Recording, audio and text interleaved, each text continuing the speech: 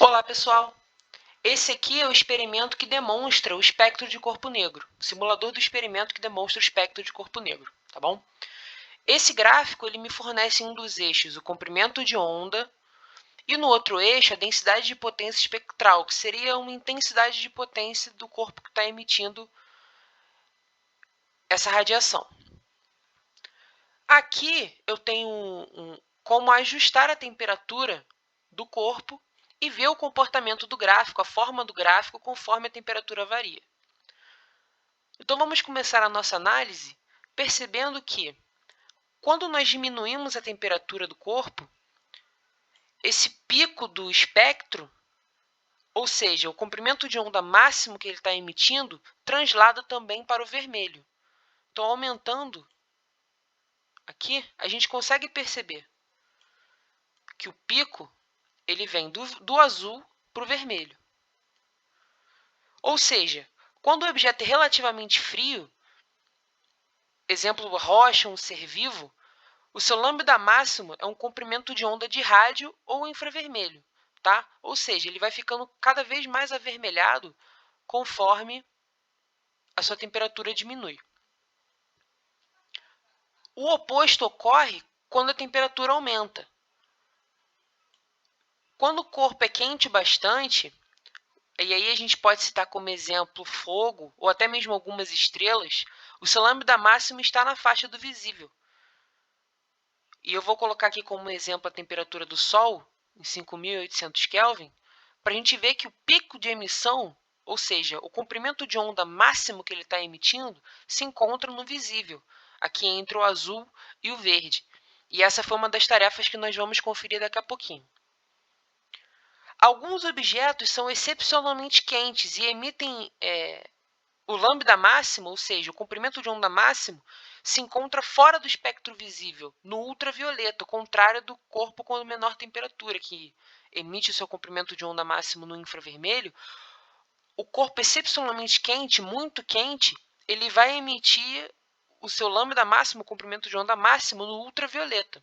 Então, a gente consegue ver isso aqui. Eu vou colocar uma temperatura bastante quente e vou ajustar a escala do gráfico para a gente poder observar que, por exemplo, um corpo negro que possua 11.000 kelvins de temperatura de superfície, e a gente pode citar como exemplo alguma estrela, emite maior parte o maior número de comprimento de onda está sendo emitido fora do espectro visível, no ultravioleta, tá bom?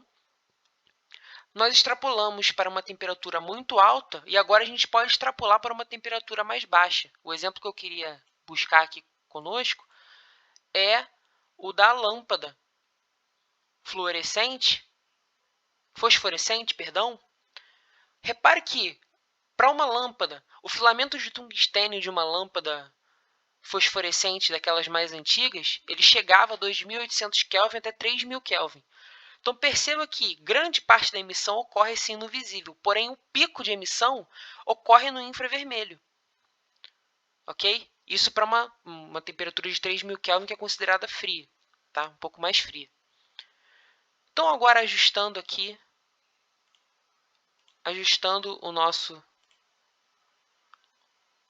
gráfico, voltando para o Sol, a gente pode fazer a conferência dos exemplos, ok? Eu tinha para o Sol, e aí parte da atividade era descobrir a temperatura da superfície do Sol, para a gente poder fazer a aplicação da lei de Wien e descobrir o comprimento de onda máximo, ou seja, qual era o lambda máximo que o Sol emite tendo uma temperatura de superfície de 5.800 Kelvin, ok? Então, a gente consegue fazer a conferência desses valores aqui no simulador e percebe que o valor realmente bate, ou seja, a teoria ela descreve bem o que é a realidade. O Sol tem um pico de emissão na faixa dos 500 nanômetros. Aqui o gráfico é dado em micrômetro, porém, fazendo a conversão, nós conseguimos chegar em 500 nanômetros, que é ali entre o azul e o verde, que é o comprimento de onda máximo que o Sol emite, ok?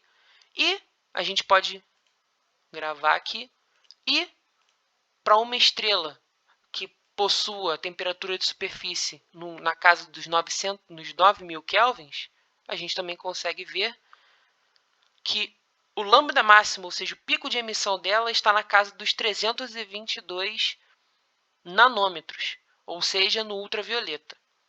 É muito interessante ver essa relação e a gente consegue perceber que sim, a temperatura do corpo é diretamente ligada e relacionada à cor que ele emite, à cor de radiação que ele emite, ok? E vemos que quanto mais quente o corpo ou mais frio, esse pico de emissão se encontra fora do espectro visível, ok? É muito interessante perceber isso e algumas das aplicações são muito interessantes para a astronomia. A gente percebe que muitas informações da estrela, que a estrela está emitindo para a gente, elas podem ser obtidas através do espectro de corpo negro, tá bom? Então, por hoje é só. Muito obrigado.